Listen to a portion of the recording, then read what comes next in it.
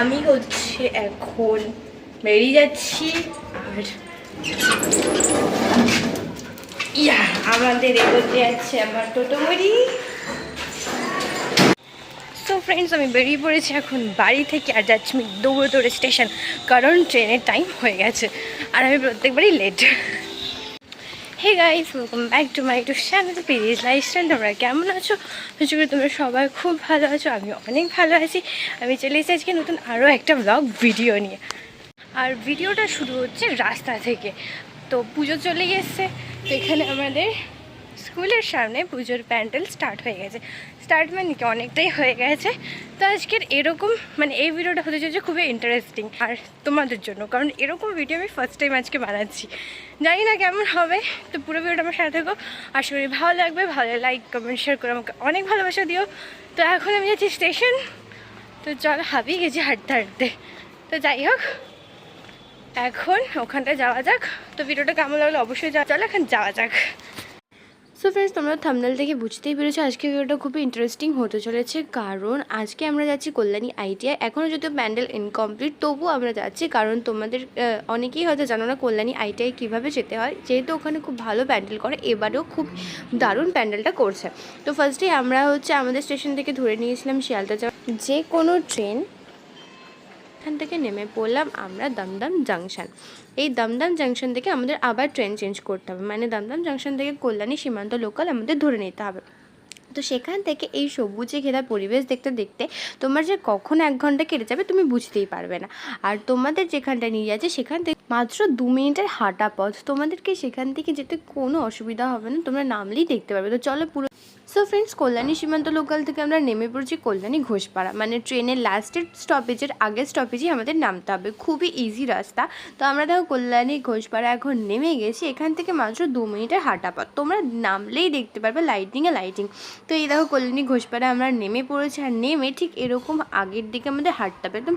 তো আমরা হাঁটতে হাঁটতে হঠাৎ করে দেখা পেলাম হনুমানজি। তো এখানে দেখো দুজন হনুমানজি বসে আছে, আর আমি ভয় ভয় ভিডিওটা করছিলাম, কারণ আমি শুনেছি এটা নাকি খুব ফোন ভালোবাসে, দেখলেই নাকি টান মেরে নিয়ে নেয়। তো যাই হোক, আমরা খুব ভয় ভয় ভিডিও করে সেখান থেকে পাশ কাটিয়ে চলে এলাম। স্টেশন থেকে 2 মিনিট হাঁটার পরে ওয়েলকাম টু সিনবিউম পগোদা। না, মায়ানমার একদমই না, কল্যাণী আইটিআই মোড়ের এবছরের থিম এই সিনবিউম পগোদা বুদ্ধা টেম্পল।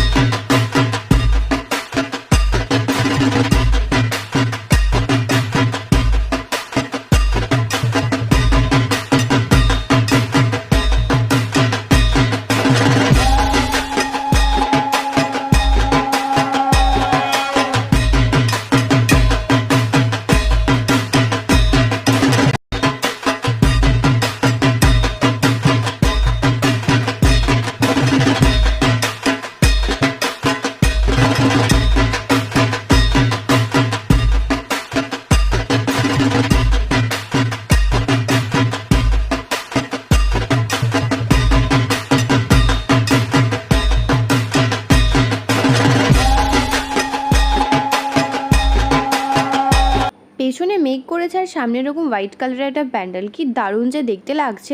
আমার তো খুব ভালো লাগছে, তোমাদের কেমন লাগছে অবশ্যই আমাকে জানিও। প্যান্ডেলের উচ্চতা প্রায় 180 ফুট। এত বড় প্যান্ডেল করেছে, আর সাথে এত সুন্দর হাতের কাজ, দারুণ হয়েছে প্যান্ডেল। তো যাই হোক, প্যান্ডেলটা কিন্তু এরকম হোয়াইট কালারেরই হবে, আর লাইটিং পড়লে দেখতে আরও সুন্দর লাগবে। যদিও লাইটিংয়ের কাজ এখনও স্টার্ট হয়নি, তবুও প্যান্ডেলটাকে দারুণ দেখতে লাগছে। আর বাইরের থেকে যে প্যান্ডেলের কাজগুলো রয়েছে সেগুলো দারুণভাবে করা হয়েছে।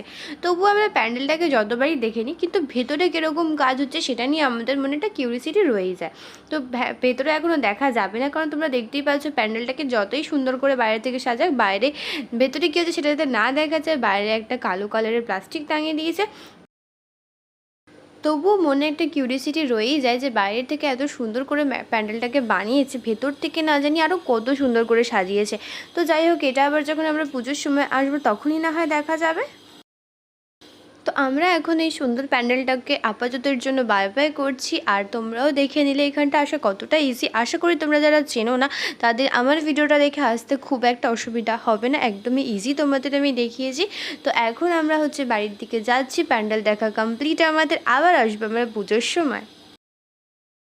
প্যান্ডেলের সামনে অনেকে অনেক ধরনের ভিডিও করতে আসছে, তার মাঝখানে আমি এখানে দেখে নিলাম একজনের ঝিঙ্গালালাহুকে। তো এই প্যান্ডেলের সামনে এ নিয়েও ভিডিও করতে এসছে। তো আবার আমরা যেরমভাবে এসেছি সেরমভাবে বাড়ি চলে যাচ্ছি, কল্যাণী ঘোষপাড়া থেকে ট্রেন ধরে আবার আমরা চলে যাচ্ছি দমদম। তারপর আমরা সেখান থেকে খেয়ে নিলাম এগ চিকেন চাউমিন আর এই চিকেন ক্রিসপিটা, যেহেতু আমাদের খিদে পেয়ে গেছিলো। সো ফ্রেন্ডস, আমি এখন বাড়ি চলে এসেছি, আর বাড়ি এসে হাত পা ধুয়ে আবার চলে এসেছিলাম আমাদের সাথে কথা বলতে।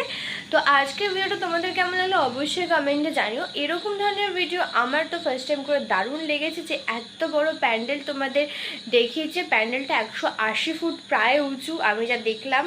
ঠিক আছে, তো যাই হোক, পুজোতে তোমরা অবশ্যই প্যান্ডেলটা দেখতে যাও, ভেতরে কী হচ্ছে সেটা দেখার জন্য আমিও অনেক এক্সাইটেড। তো যাই হোক, সেটা তো পুজোর সময় দেখা যাবে। তো যাই হোক, তো চলো আজকের জন্য টাটা, দেখা হচ্ছে নেক্সট একটা ভিডিওতে। ভিডিওটা কেমন লাগলো অবশ্যই জানিও, ভালো লাইক কমেন্ট শেয়ার করে আমাকে অনেক ভালোবাসা দিও। আর আমার চ্যানেলে যদি তোমরা নতুন হয়ে থাকো অবশ্যই আমার চ্যানেলটাকে সাবস্ক্রাইব করে দিও। তো চলো টাটা।